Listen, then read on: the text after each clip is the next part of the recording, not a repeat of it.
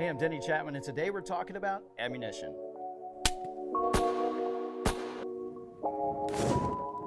Today we're going to discuss ammo in firearm terms. What is it? What kinds are there? And what are their uses? Another term to become familiar with is ballistics. That is the study of projectiles in flight and how it relates to performance. This includes what happens inside a gun when it's fired and relates to internal, external, and terminal studies. The term round means a complete ammunition cartridge. Bullet refers to only the projectile that leaves the barrel when the round is fired. So a bullet is not a cartridge, but generally a cartridge has a bullet. Also, there are some similar sounding cartridges, so not necessarily the same. For instance, 45 ACP and 45 Auto are the same, but they shouldn't be confused with 45 Colt or 45 Long Colt. They're different and not interchangeable.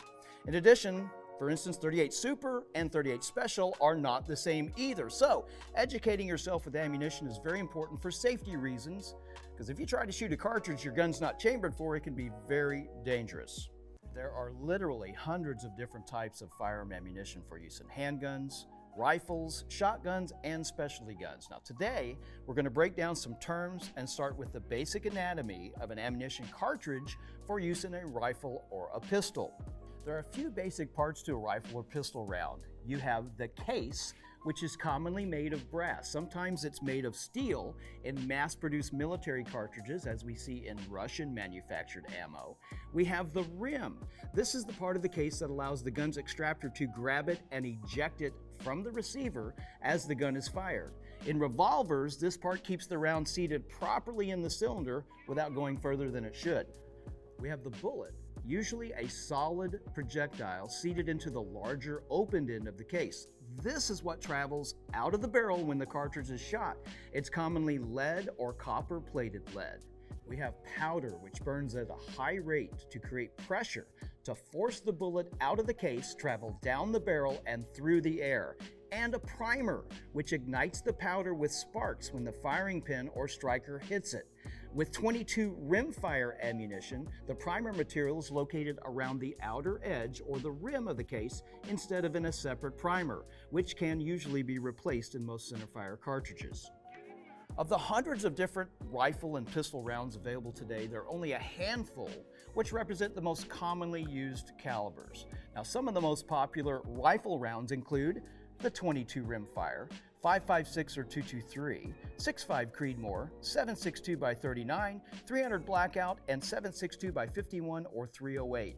Here are some common pistol rounds. We have 9mm, 380, 38 Special, 40 caliber, 45 ACP, and .22 is also very popular with pistols as well. We even have blanks, so this is a specialty cartridge for use in movies, television, and the sport of mounted shooting. It's basically a complete cartridge, just as if you'd find with a regular rifle or pistol round. It even has a primer, it even has powder, but instead of a bullet on the end, it's just crimped shut so that there's no projectile coming out of the end of the barrel. There are a few helpful terms to understand when speaking about ammunition. The term caliber technically refers to the physical dimensions of the bullet measured in inches or millimeters, commonly defining the diameter of the bullet. We have another term called load, which means the amount and type of gunpowder that's in the case. Grain is a unit of measurement referring to the mass or weight of the bullet. A grain is equal to 2/875 of an ounce. So get your calculators out. A 55 grain .223 bullet will weigh roughly 0.126 ounces. Generally speaking, as the bullet size increases, so does the effective range, the stopping power, the recoil, and the price of the ammunition. The magazine capacity and effective rate of fire or cyclic rate in semi-auto and automatic firearms generally decreases with size as well. The type of bullet in a cartridge often dictates its use. The full metal jacket bullet, or the solid bullet covered in a copper jacket, is typically the most economical type of ammo.